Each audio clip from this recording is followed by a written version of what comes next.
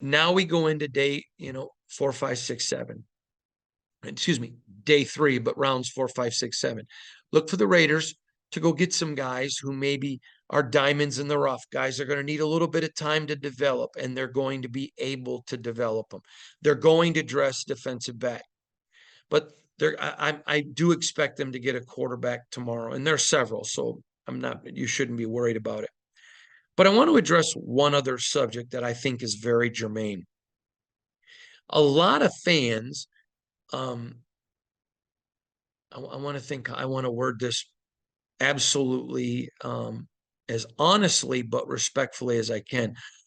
A lot of fans seem to be panicking. Well, but they haven't got a linebacker yet. Remember Henry Tuo was still there. And I know I pronounce it wrong, but the linebacker from Alabama, was a guy I had him taken in a lot of the drafts. There's a Dewan Jones, a guy that gained a lot of weight, but he still played at a high level. The offensive tackle, I still see them potentially. I'll be stunned tomorrow if they don't get a quarterback, don't get an offensive lineman, and don't get a defensive back and probably a linebacker.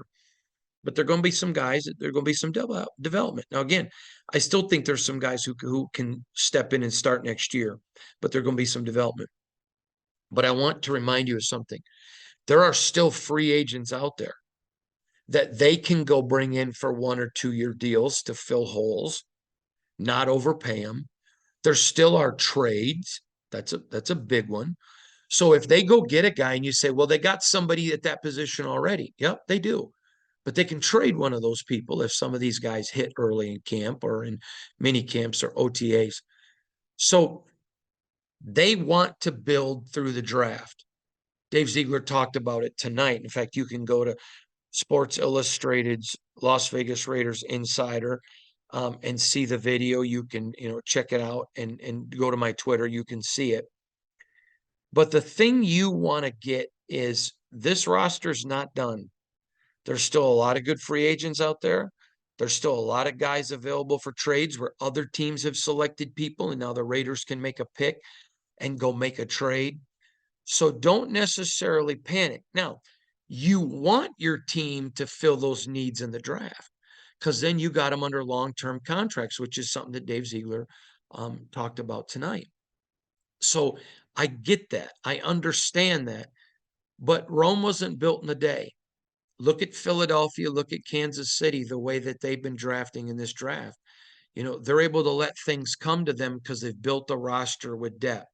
The Raiders for years have struggled with drafting and poor drafting. So they're still trying to accumulate guys. I know nobody wants to hear that. And if you don't want to believe me or you want to call me a working for the franchise, and you go right ahead, even though it's not true, I'm not going to get mad at you. But the point is, they're going to continue to build the roster. They're going to continue to methodically pick guys, try to develop some guys, and see what they can do. But there's still a long ways to filling this roster out. So I'm going to say this. I think there's going to be several roster spots filled after the draft from guys they didn't pick. Just keep your eye on that. Remember, there's a corner, Rock Ya-Sin, who's out there. So if there's another guy higher on the board, then they have a defensive back. They may say, okay, let's take this guy at this position because we know we can go get a Rock or go get somebody else or make a trade. So overall, I think right now the Raiders are sitting at an A or an A minus, in my opinion. They've gotten good depth, solid players.